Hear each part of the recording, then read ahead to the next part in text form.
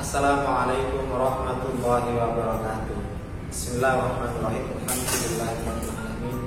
Wa bihi nasta'in ala umuri dunya waddin. Wassalatu wassalamu ala Rasulillah, amma ba'd. Selamat datang di SMP di Sandika Semarang. Perkenalkan, nama saya Bapak Solihin. Saya mengambil mata pelajaran fikih.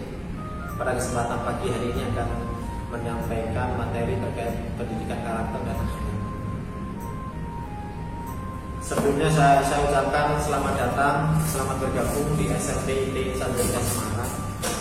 Sekolah yang mengajarkan tidak hanya di pendidikan umum, akan tapi di SMP IT Sandika Semarang juga mengajarkan pendidikan karakter. Karena apa? Di SMP IT Sandika Semarang mulai dari pagi itu sudah dididik bagaimana anak-anak semuanya harus tertib untuk masuk di dalam sekolah. Ya, karena apa? 6:30 atau pukul 6:30, jam 6:30, anak-anak sudah dituntut untuk melaksanakan sholat duha bareng. Nanti untuk yang putra juga sama putra, yang putri juga sama putri. Maka dari itu adalah awal dari anak-anak semuanya, putra putri, bapak ibu semuanya dididik untuk memiliki karakter yang berbeda. Karena tidak semua sekolahan menerapkan hal yang sama. Mulai dari pagi, anak-anak atau putra putri panjenengan semuanya sudah dididik untuk melaksanakan sholat duha barengan. Kenapa kok seperti itu? Karena anak-anak sudah dilatih untuk disiplin, berangkat jam 6:30. Terus setelah itu anak-anak melaksanakan sholat duha bareng-bareng, dilanjutkan nanti murojaah bareng-bareng. Terus setelah itu baru KBM.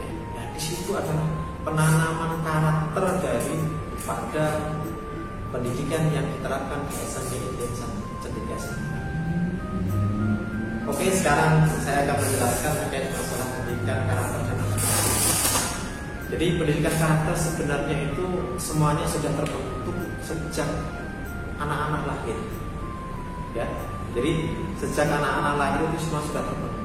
Karena di keluarga anak-anak dididik oleh bapak ibu, dididik oleh saudara-saudara semuanya untuk melaksanakan yang namanya kewajiban seorang muslim. Maka dari itu sejak kecil anak-anak sudah diajarkan yang namanya sholat, disiplin untuk melaksanakan sholat. Itu sudah merupakan pendidikan karakter. Tinggal bagaimana anak-anak itu bisa melaksanakan atau tidak. Ya, jadi pagi kalau anak-anak sudah menerapkan karakter yang sudah dididik sejak dini, yang pertama anak-anak kalau pagi sudah melaksanakan yang namanya sholat subuh. Setelah melaksanakan sholat subuh, anak-anak harus membantu kedua orang tua. Terus dilanjutkan nanti anak-anak semuanya pergi ke sekolah atau mandi. Setelah itu dilanjutkan persiapan untuk sarapan. Setelah anak-anak melaksanakan persiapan sarapan, setelah itu anak-anak persiapan untuk berangkat sekolah. Nah, disitulah kelihatan tanam karakter yang sesungguhnya. Anak-anak harus pamit kepada orang tua ketika anak-anak mau berangkat sekolah. Karena apa? Ridhonya Allah itu juga tergantung ridhonya orang tua. Maka di situ ketika anak-anak berangkat pagi, usahakan berjabatan tangan, mencium tangan ibu dengan benar. Karena di situ ketika anak-anak mencium tangan ibu atau bapak, disitulah orang tua akan mendoakan semuanya. Maka dari itu jangan sampai anak-anak ketika berangkat ke sekolah menuju SMP IT tanpa berjabat tangan dengan orang tua. Karena disitulah pasti orang tua akan mendoakan. Kalau orang tua sudah mendoakan kepada kita, otomatis ketika kita menuntut ilmu di dalam kelas itu akan merasa tenang. Karena apa? Kita berangkat di sekolah, kita memakai tas, itu sudah diridhoi oleh orang tua. Beda halnya dengan seseorang yang tidak diridhoi oleh orang tuanya, pasti di sekolah akan apa itu sukanya dia akan gojek, akan tidur, akan banyak alasan. Tapi seseorang atau anak-anak yang ketika berangkat sekolah berjabat tangan dengan orang tua, dia akan merasa tenang di rumah, di sekolah, karena merasa dia punya tanggung jawab sebagai seorang siswa untuk belajar ketika berada di dalam kelas. Terus selanjutnya, ketika anak-anak semuanya sudah terbentuk karakternya di rumah, nah ketika berada di dalam kelas, itu pun juga tidak akan jauh berbeda ketika berada di rumah. Kalau di rumah dia sudah bisa melaksanakan kewajiban sebagai seorang anak, nah ketika berada di sekolah dia juga pasti bisa melaksanakan kewajiban sebagai seorang siswa. Yang pertama, ketika ada guru di dalam kelas, dia mendengarkan apa yang telah disampaikan oleh bapak ibu guru. Dia mencatat apa yang disampaikan oleh bapak ibu guru. Itu adalah karakter-karakter yang memang harus anak-anak bawa dari rumah, dari kelas. Kalau misalnya di dalam kelas sukanya ribut, sukanya cerewet, sukanya ganggu teman-temannya, itu sudah sangat kelihatan kalau dia di rumah juga karakternya seperti itu. Sekarang kita hubungkan karakter dengan pendidikan akhlak. Jadi seseorang yang pandai, seseorang yang sangat pintar, tanpa didasari dengan akhlak, dia akan mudah terjerumus.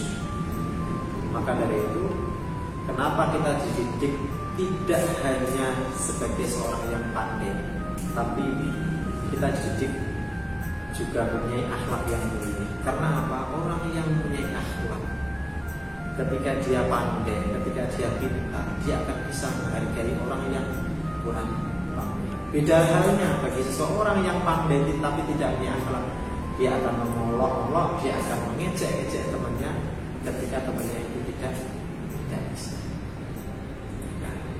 Seseorang yang nantinya punya akhlak, insya Allah ketika dia sukses atau ketika dia besar, dia akan punya derajat yang tinggi. Derajat yang tinggi khususnya dan tentunya juga didasari dengan ilmu, tidak hanya pandai saja. Karena Allah sudah berjanji, barang siapa yang mau belajar pasti akan ditingkatkan derajatnya. Yarfa'illahu alladziina aamanu minkum walladziina utul ilma darajat. Karena Allah sudah menjanjikan kepada kita, barang siapa yang mau belajar pasti akan ditingkatkan atau diangkat derajat. Yarfa'illahu alladziina aamanu minkum walladziina utul ilma darajat.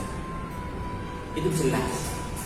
Jadi firman Allah itu tidak mengingkar.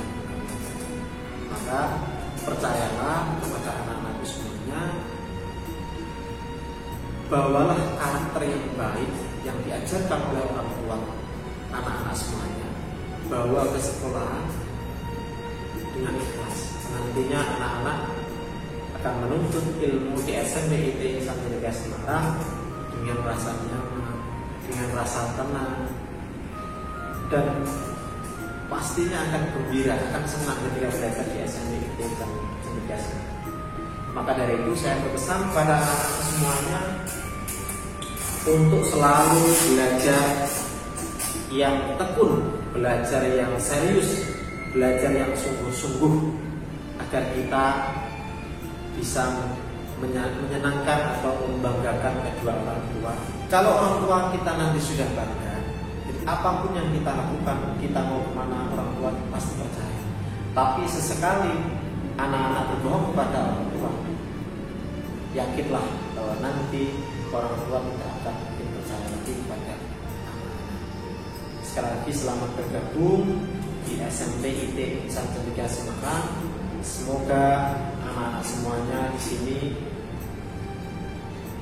nyaman untuk belajar di SMP IT Insan Negeri Semarang, dan tentunya kita semuanya, anak-anak semuanya bisa bersinergi untuk memajukan SMPIP Sarjana Semarang. Mungkin itu yang bisa saya sampaikan. Kurang lebihnya saya mohon maaf apabila ada kata-kata yang kurang berkenan di hati anak-anak semuanya, dan kepada Bapak Ibu wali murid saya mohon maaf yang sebesar-besarnya. Akhirul kalam, wallahul muwaffiq ila aqwamit thoriq.